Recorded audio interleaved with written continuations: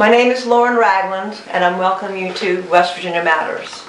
Sponsored by the West Virginia Wilderness Lovers, a campaign to educate and inform the residents of West Virginia on the known health hazards and personal safety hazards related to 42-inch methane transmission pipeline construction and operation.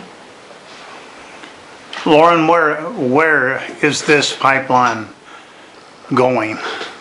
Dominion Transmission has proposed two pipelines. One is called the Supply Header Project, which is denoted as PF 15-5 by FERC, which is the Federal Energy Regulating Commission.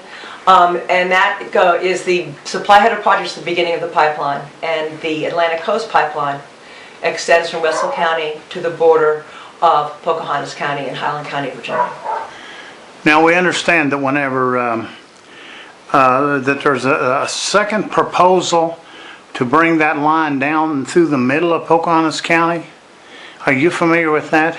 I am familiar with that, Norman, but honestly I can tell you that the first and second proposal are the ones that Dominion is most firm on, because it is the shortest route, but mainly because it's so through a Class 1 organization that the limitations on necessities for safety equipment and environmental equipment are non-existent. So it's definitely the preferred route, although it is the most harmful for watersheds, environmental concerns, other environmental concerns, and historic properties and archaeological sites.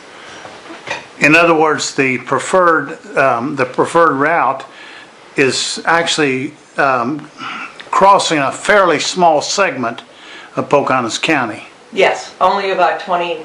And the alternate route that they have suggested would go right down through the middle of the county. Mm-hmm. Yes. And you say that would cause more difficulty? The shorter route would be more difficult? I can honestly state, having been in this arena for 8 months, that the recent documentation that Dominion gave to FERC on 12/12 was because they were required to. They are required to make alternative routes.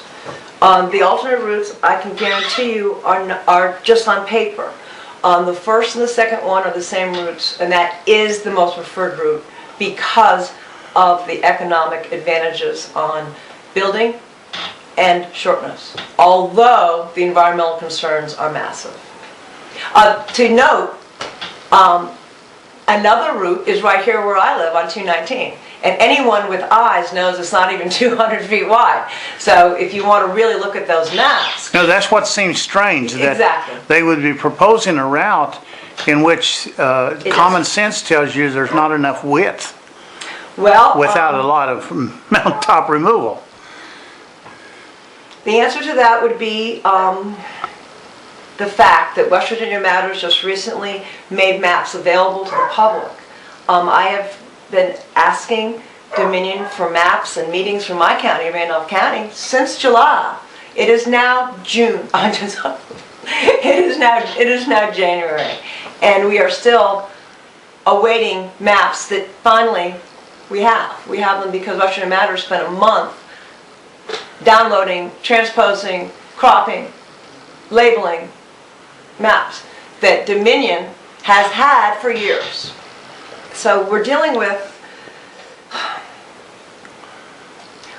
West Virginia Matters, who's making everything available to the public, maps and documents. So will you have maps showing where this north to south Pocahontas County route would go?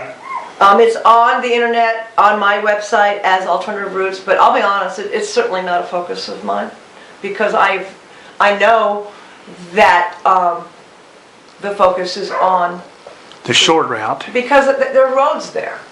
There's so much more to the story that Dominion is not talking about yet, that we will be discussing at the meeting next week in Elkins. The infrastructure, the roads, the access roads, the pipe areas, the laying areas for equipment.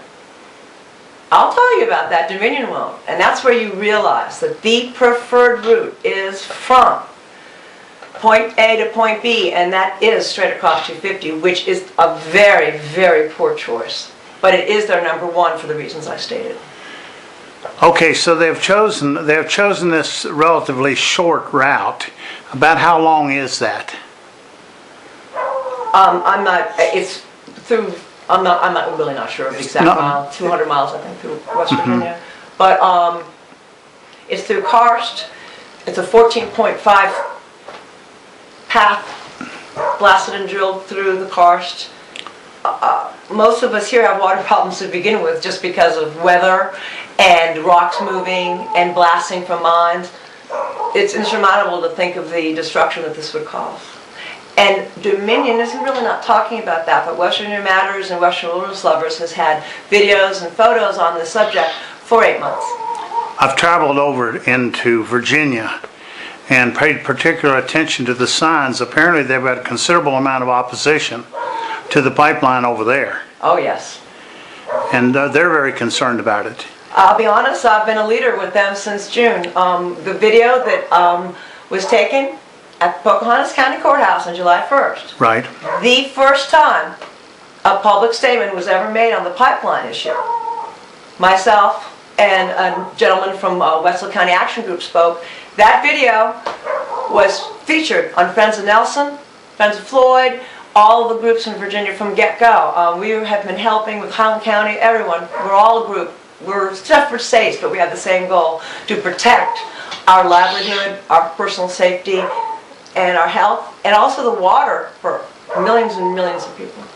So they seem to have a pretty extensive organization up and going over in Highland County, right?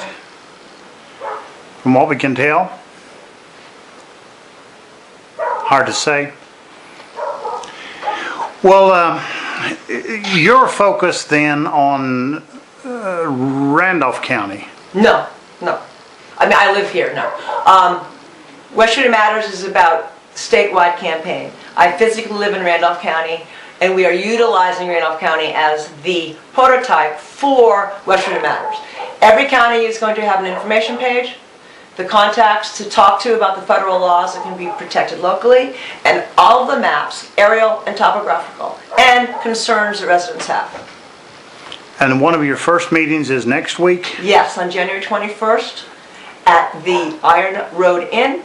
Now, the Iron Road Inn, is that where the Western Sizzlin' Steakhouse is? You got it, right next door. We're having an event all day at the Gandy Dancer Theater at 5:30 to 7:30. Dominion's having an open house, finally, in Randolph County. We're going to have an all-day meeting of speakers and handouts and maps and food at the Iron Road from noon until 8. Well, that's great.